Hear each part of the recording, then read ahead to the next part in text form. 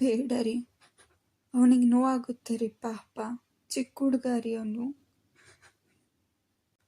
ಮಗಳು: ಅಪ್ಪ ಪ್ಲೀಸ್, ಹೀಗೆ ಇರಲ್ಲ ಅಲ್ವಾ ನೀನು? ನನ್ನ ಕಾರನ್ನೇ ಮುಟ್ತೀಯೇನೋ? ಎಷ್ಟು ಧೈರ್ಯ ನಿನಗೆ? ತಂದೆ ಬೆವರಲ್ಲಿ ತೊಯ್ದು ಎದ್ದು ಕುಳಿತಾನೆ. ಅಯ್ಯೋ, ಇದು ಕನಸ? ನಾನು ನನ್ನ ಮಗನಿಗೆ? ತಾಯಿ ಎದ್ದು ಅವನನ್ನು ನೋಡ್ತಾಳೆ. ಏನಾಯ್ತು ರೀ? ಕೆಟ್ಟ ಕನಸಾ? ನಾನು ಕೋಪದಲ್ಲಿ ನನ್ನ ಮಗನಿಗೆ ನೋವು ಮಾಡಿದೆ ಕಣೆ. ಅವನ ಕಣ್ಣಲ್ಲಿ ಭಯ. ಅಯ್ಯೋ, ನೋಡೋಕ್ಕಾಗಲಿಲ್ಲ. ಎಲ್ಲಿದ್ದಾನವನು? ನಾನು ಫಸ್ಟ್ ಅವನು ನೋಡಬೇಕು. ಅವನು ತಕ್ಷಣ ಹೊರಗೆ ಹೊಡ್ತಾನೆ. ಮಗ ಮತ್ತೆ ಕಾರ್ ಬಳಿ ಸಂತೋಷದಿಂದ, ಅಪ್ಪ ಆ ಸೈಡಲ್ಲಿ ಡ್ರಾಯಿಂಗ್ ಮಾಡಿದ್ದೀನಿ, ಈ ಸೈಡಲ್ಲಿ ಡ್ರಾಯಿಂಗ್ ಮಾಡಿಬಿಡ್ಲಾ? ತಂದೆ ಸ್ತಬ್ಧನಾಗುತ್ತಾನೆ. ನಂತರ ನಿಧಾನವಾಗಿ ನಗುತ್ತಾನೆ. ಅಯ್ಯೋ ದೇವ್ರೆ, ಕನಸಲ್ಲೂ ಡ್ರಾಯಿಂಗ್, ನಿಜವಾಗ್ಲೂ ಡ್ರಾಯಿಂಗ್. ಯಾಕೋ ಆ ಕಡೆ ಡ್ರಾಯಿಂಗ್ ಮಾಡಿದೆ ನೀನು? ಮಗಳು: ಬ್ರೇಕಿಂಗ್ ನ್ಯೂಸ್, ಕಾರ್ ಸೇಫ್ ಇಲ್ಲ, ಆರ್ಟಿಸ್ಟ್ ಆಕ್ಟಿವ್. ತಾಯಿ: ಈ ಬಾರಿ ಕಾಮಾಗಿರಿ, ಲೆಸನ್ ನೆನಪಿದೆ ತಾನೆ ಕನಸಿಂದು?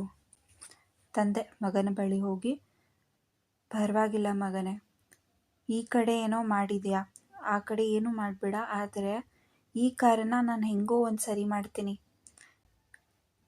ಈ ಕಾರ್ ನನಗೆ ತುಂಬ ಸ್ಪೆಷಲ್, ತುಂಬ ಕಷ್ಟಪಟ್ಟಿದ್ದೀನಿ ಇದನ್ನು ತಗೊಳಕ್ಕೆ, ಆದರೆ ನೀನು ಇದಕ್ಕಿಂತಲೂ ಸ್ಪೆಷಲ್ ಕಣೋ. ಮಗ: ನಿಜವಾಗ್ಲೂ ಅಪ್ಪ? ತಂದೆ: ಹೌದು, ಆದರೆ ಡ್ರಾಯಿಂಗ್ ಮಾಡಬೇಕಂದ್ರೆ ನೀನು ಕಾರ್ ಮೇಲೆ ಮಾಡಬೇಡ ಕಣೋ. ಡ್ರಾಯಿಂಗ್ ಬುಕ್ ತಂದುಕೊಡ್ತೀನಿ, ದುಡ್ಡು ತಂದುಕೊಡ್ತೀನಿ, ಆವಾಗ ನೀನು ಅದರಲ್ಲಿ ಬರೆದು ವರ್ಲ್ಡ್ ಬೆಸ್ಟ್ ಆರ್ಟಿಸ್ಟ್ ಆಗು. ಮಗ: ನಿಜಾನಾ? ಆಗ ನಾನು ನಿನಗೆ ಬೆಸ್ಟ್ ಡ್ರಾಯಿಂಗ್ ಮಾಡ್ತೀನಿ. ಮಗಳು: ಅಪ್ಪ ಅಪ್ಗ್ರೇಡ್ ಆಗಿಬಿಟ್ಟಿದ್ಯಾ? ವರ್ಷನ್ 2.0. ತಾಯಿ: ಇದನ್ನೇ ಹೇಳ್ತಾರೆ ಕನಸು ಕಲಿಸಿದ ಪಾಠ ಅಂತ. ಜೀವನದಲ್ಲಿ ಮಾತ್ರ ಅಲ್ಲ ಪಾಠ ಕಲಿಯೋದು, ಕನಸಿಂದನೂ ಪಾಠ ಕಲಿಬೋದು. ತಂದೆ: ಹೌದು, ಕನಸಲ್ಲಿ ನಾನು ವಿಲನ್ ಆಗಿದ್ದೆ, ಆದರೆ ನಾನು ಇಲ್ಲಿ ಫಾದರ್ ಆಗಿ ಗೆದ್ದಿದ್ದೀನಿ.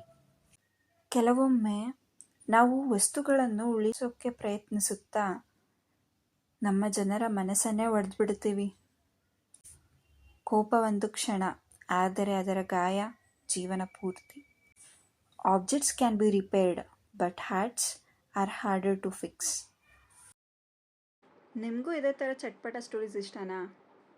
ಹಾಗಿದ್ರೆ ಇನ್ನೇನು ತಡ, ನನ್ನ ಚಾನಲ್ ಸಬ್ಸ್ಕ್ರೈಬ್ ಮಾಡ್ಕೊಳ್ಳಿ.